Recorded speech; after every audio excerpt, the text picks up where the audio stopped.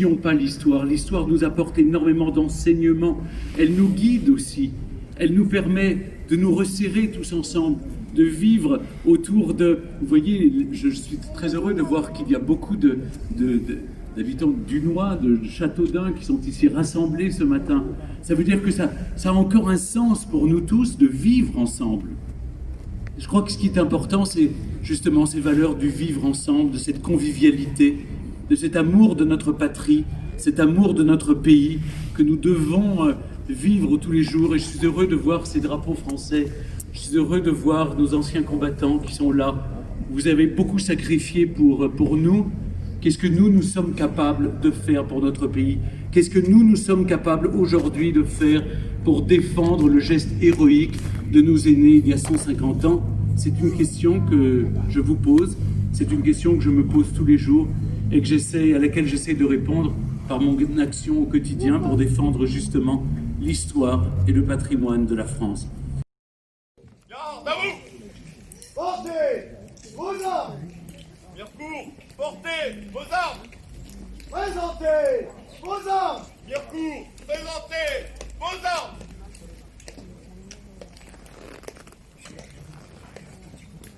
Portez vos armes! Attention, garde-vous!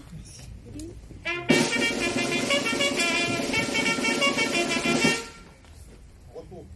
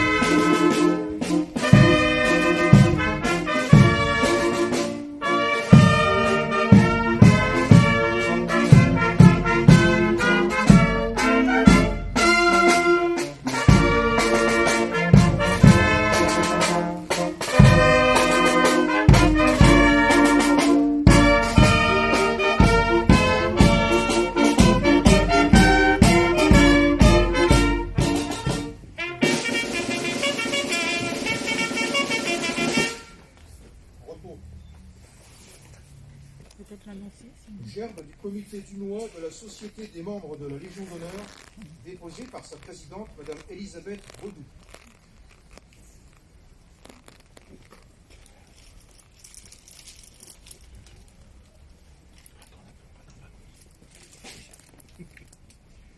Le gerbe de la ville de Châteaudun, déposé par Monsieur Fabien Verdier, maire de Châteaudun, président du Grand Châteaudun.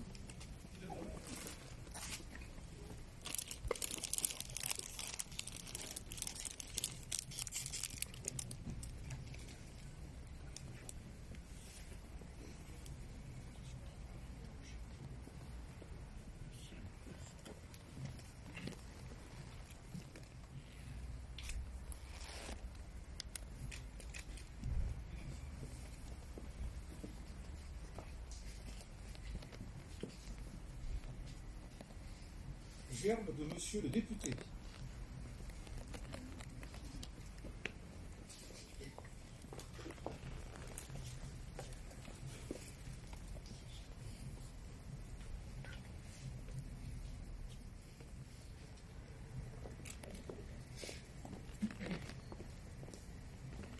Présent, portez vos armes!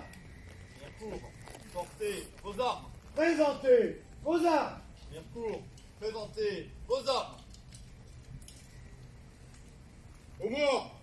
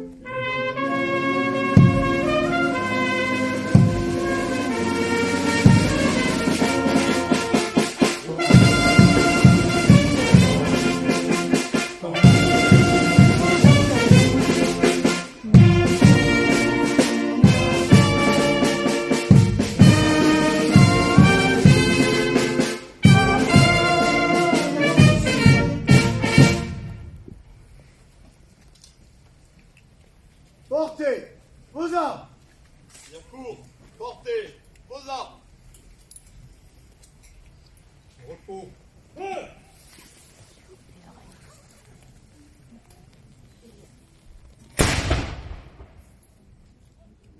Opposez vos armes. Vos armes.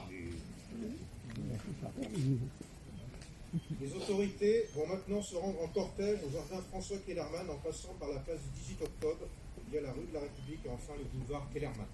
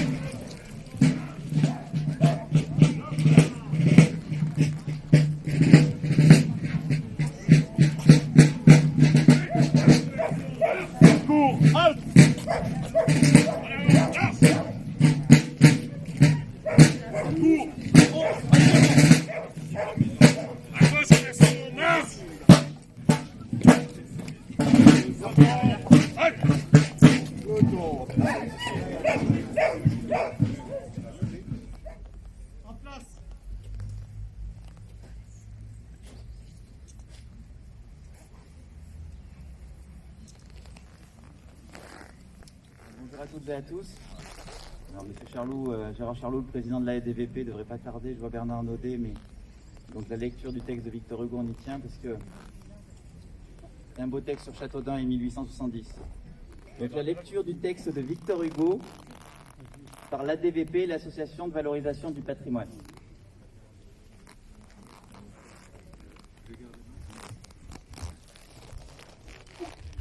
Pardonnez-moi.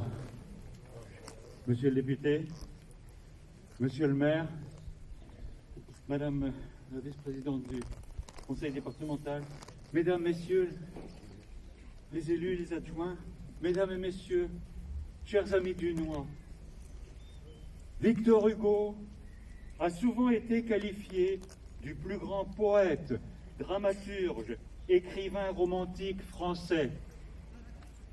Ce n'est pas un poème que je vais lire, mais un de ces beaux textes qu'il est bon de lire aujourd'hui.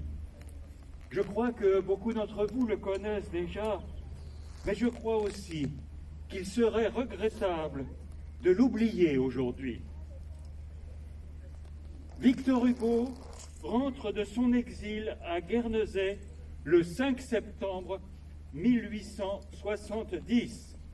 pour être très précis, gare du Nord à 21h. Très vite, il retrouvera la Société des gens de lettres qu'il présidait. Il retrouvera la Société des gens de lettres qu'il présidait auparavant et il est désigné par son successeur président honoraire. Le 28 octobre, il reçoit la lettre suivante de cette société. Cher et honoré président, la Société des gens de lettres veut offrir un canon à la défense nationale. Elle donnera mardi prochain, à la Porte Saint-Martin, une séance littéraire. Fier de vous qui l'honorez, la Société des gens de lettres a compté sur votre concours. Vous nous avez habitués à une confraternelle bienveillance. Autorisez-nous à laisser lire par quelques artistes d'élite quelques pièces de ce livre qui rentre en France avec la République, Les Châtiments. La journée menée à bonne fin grâce à vous, laissez-nous encore donner à ce canon le nom de celui qui aura consacré notre œuvre et l'appeler Victor Hugo. Veuillez agréer, etc., les formules de politesse et les signatures. Ceci, c'était, comme je vous ai dit, le 28 octobre. Victor Hugo, lui, va répondre le 30 octobre, c'est-à-dire 48 heures après. Mes honorables et chers confrères, je vous félicite de votre patriotique initiative. Vous voulez bien vous servir de moi, je vous remercie. Prenez les châtiments. Et pour la défense de Paris, vous et ces généreux artistes, vos auxiliaires, usez-en comme vous voudrez.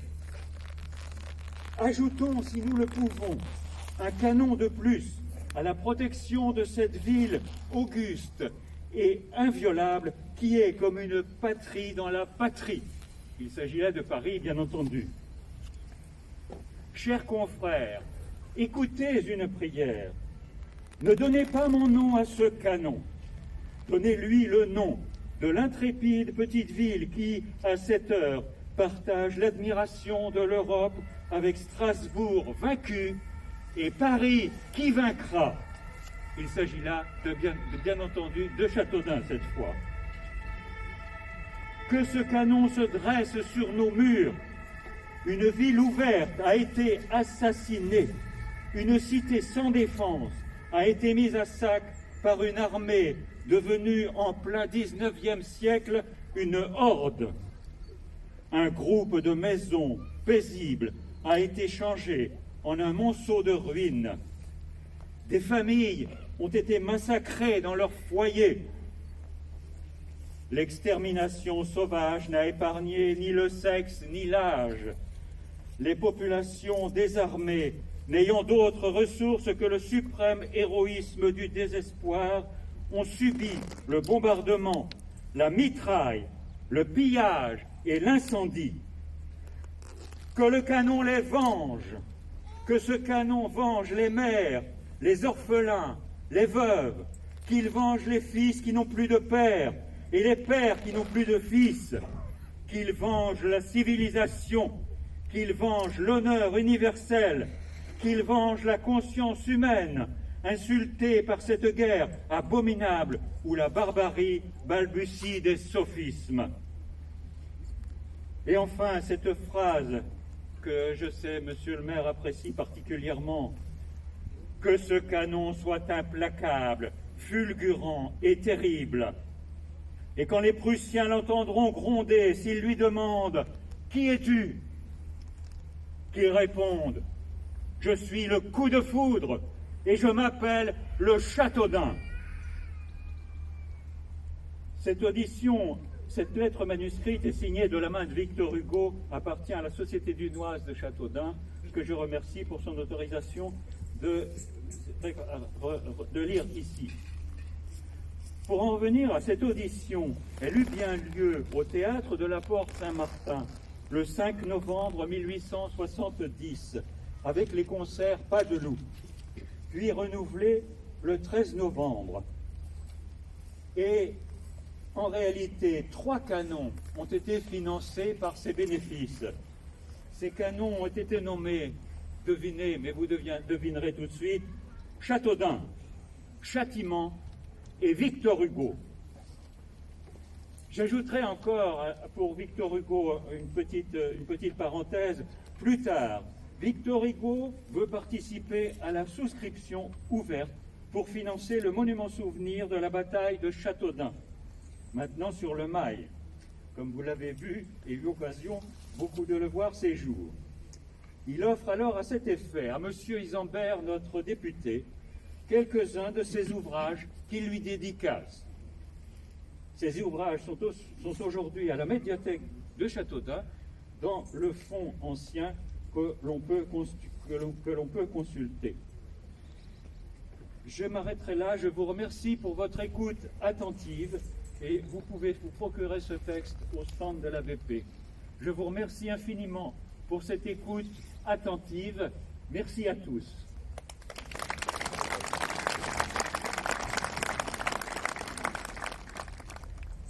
Une nouvelle fois, merci à toutes et à tous d'être là, de rendre la chance, il fait beau comme hier matin, avec Stéphane Bern, David Chantran et tous les autres. Aujourd'hui, nous sommes donc ce 18 octobre 2020, 150 ans après cette bataille héroïque qui s'est déroulée ici à Châteaudun. Une nouvelle fois, je salue toutes les autorités civiles et militaires, tous les porte-drapeaux, les représentants d'associations du monde combattant et toutes les personnes ici présentes à Kellermann. Nous avons déjà eu un moment ce vendredi soir ici à Kellermann, un peu plus loin, où nous avons dévoilé les 3 plaques, celle de François Kellermann et puis celle de l'ancienne caserne Kellermann notamment. Nous sommes ici au cœur de la ville de Châteaudun, au cœur de notre ville de Châteaudun, et nous tenions à y revenir. Il y a eu un bivouac pendant tout ce week-end, des animations qui dureront toute la journée. Et ce temps d'échange se déroule ici à Kellermann. Nous vous rappelons une nouvelle fois les règles de sécurité sanitaire. Le port du masque est obligatoire partout à Châteaudun et pour tous. Et une nouvelle fois, nous pensons aussi également au drame de Conflans-Sainte-Honorine qui s'est déroulé vendredi soir. C'est notre 3e cérémonie patriotique. Nous avons souhaité avec l'équipe Châteaudun 2020, avec l'équipe municipale, mettre fortement l'accent sur ce 150e anniversaire. Je vous le disais, nous étions hier place du 18 octobre et sur le Mail pour un très important hommage rendu. Nous étions plusieurs centaines de personnes présentes avec Stéphane Bern, qui a eu des mots forts sur l'histoire et le patrimoine, avec David Chantran, avec la représentante de son Excellence, l'ambassadeur d'Allemagne en France, Catherine Auer. Nous remercions infiniment de sa présence et qui témoigne de la paix et de l'amitié entre la France et l'Allemagne et au sein de l'Union européenne. La bataille du 18 octobre 1870 à Châteaudun oppose environ 1200 gardes nationaux et francs-tireurs de Paris et de Nantes face à une division entière de l'armée prussienne et ses soutiens en artillerie et en cavalerie. Ce sont les gardes nationaux de Châteaudun, les francs-tireurs de Paris, de Nantes, de Cannes et du Loir-et-Cher qui défendent héroïquement la ville depuis les barricades. Vers midi, les troupes allemandes se présentent à l'entrée de la ville depuis la route d'Orléans. Les défenseurs sont alors envoyés rapidement pour occuper des positions avancées à l'est de la ville, du côté de la gare et du talus de la voie ferrée. Rapidement, la pression exercée par l'artillerie et l'infanterie allemande les force à se replier derrière les barricades. Les Allemands déploient alors leurs pièces d'artillerie à l'est et au sud de la ville afin de mettre en place un siège en règle. Après avoir bombardé la ville toute la journée, plus de 2000 obus s'abattent sur la cité dunoise. Les troupes prussiennes parviennent à contourner une barricade au niveau de l'actuelle rue de Civry et à porter le combat en plein cœur de la ville, contraignant les défenseurs à se replier en bon ordre après d'intenses combats, y compris sur la place centrale. À l'issue de la bataille, les troupes prussiennes incendient volontairement la ville et 235 maisons sont dévastées. On ne s'entendait pas en fait à ce que Châteaudun soit attaqué, avec une force ennemie nombreuse. C'est pourquoi Châteaudun n'est pas déclarée ville ouverte aussi, et que des barricades sont érigées dans les rues. La ville est finalement, contre toute attente, attaquée par une division entière de l'armée prussienne, forte de plusieurs milliers d'hommes. Le sacrifice de la ville de Châteaudun provoque l'émoi des contemporains et devient un véritable symbole de résistance et de patriotisme. Amédée Lefebvre-Pontalis, député d'Eure-et-Loir et été maire de Saint-Christophe, fit un discours à l'Assemblée nationale dès 1871 sur la résistance de Châteaudun. Il ne s'élèvera pas une voix en France pour regretter cette résistance comme inutile ou cet héroïsme comme mal calculé. Châteaudun s'est immolé pour l'honneur de la France. Sa vaillance sera célébrée tant que le mépris de la mort et de la ruine, dit-il, le sacrifice du citoyen à la patrie seront comptés au nombre des plus belles vertus de l'humanité. Vertu que le maréchal Patrice de MacMahon reconnaîtra à la ville de Châteaudun, en confirmant l'attribution de la Légion d'honneur à la ville après s'être exprimé ainsi. Monsieur le maire, je vous remercie des sentiments de sympathie que vous me témoignez au nom de la population de Châteaudun. Le vœu que vous m'exprimez de voir la croix de la Légion d'honneur que vous avez ici, dans les armes de votre ville, me paraît devoir être réalisé. Je connais la courageuse conduite de Châteaudun pendant la guerre, et bientôt, je l'espère, je pourrai rendre au nom de la France un décret qui vous donnera satisfaction. Vous pouvez en être assuré. Le 1er octobre 1877, M. Renoux, adjoint au maire de Châteaudun, a bien voulu communiquer ces éléments à la suite de la visite de Patrice de MacMahon qui revenait de Tours. Une dépêche de M. le garde des Sceaux m'annonce que M. le maréchal de MacMahon, se souvenant de la promesse qu'il a faite à la ville de Châteaudun, vient de signer le décret qui autorise la ville à placer sa croix de la Légion d'honneur dans ses armes. Le décret paraîtra incessamment au journal officiel. Je suis heureux que cette distinction exceptionnelle et je crois unique, si vaillamment méritée mais vainement sollicitée des gouvernements précédents, ait été accordée à la ville de Châteaudun par le chef de l'État qui est en même temps le chef glorieux de notre armée.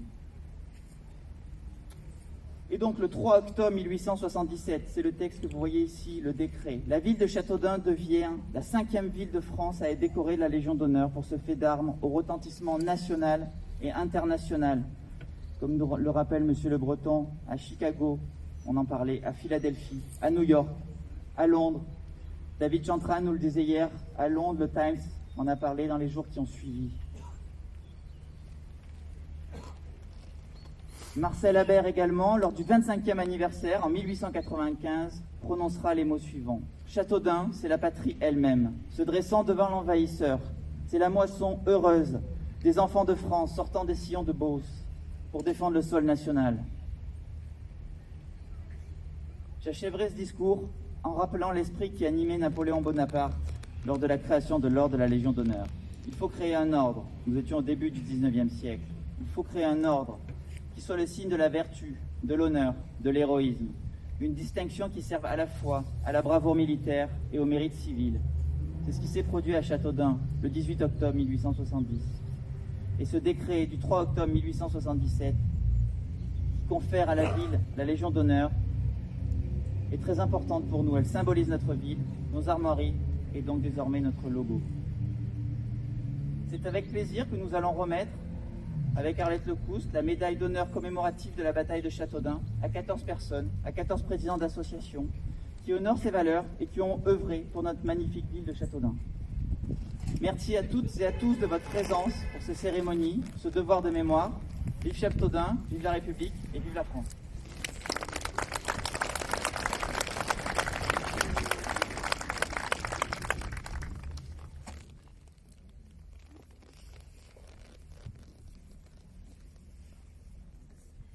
Portez vos armes. Présentez vos armes. Garde-vous.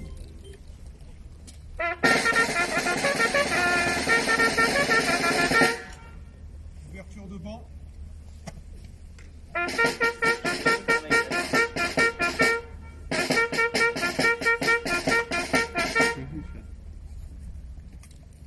Le messager noir, au nom de la ville de Châteaudun, nous allons vous remettre la médaille commémorative de la bataille du 18 octobre 1870.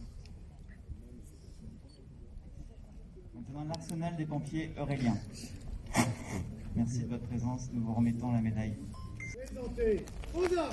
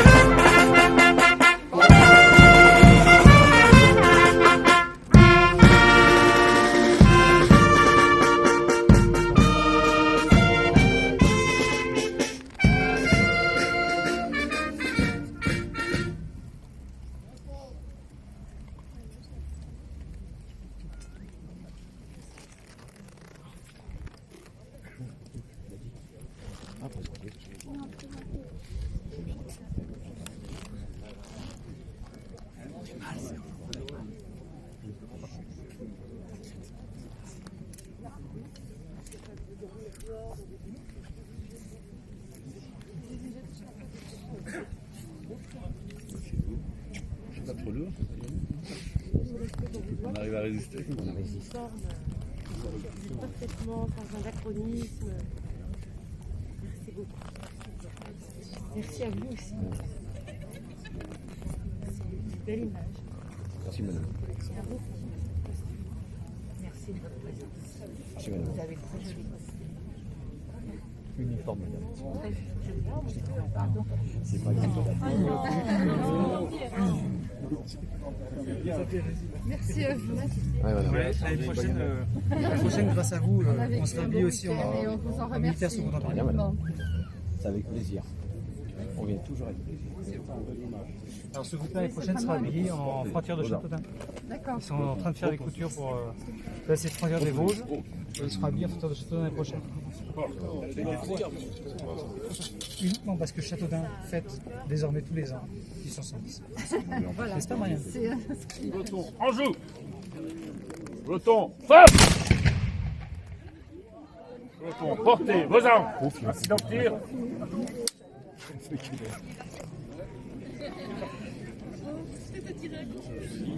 Peloton, reposez-vous. C'est vos armes.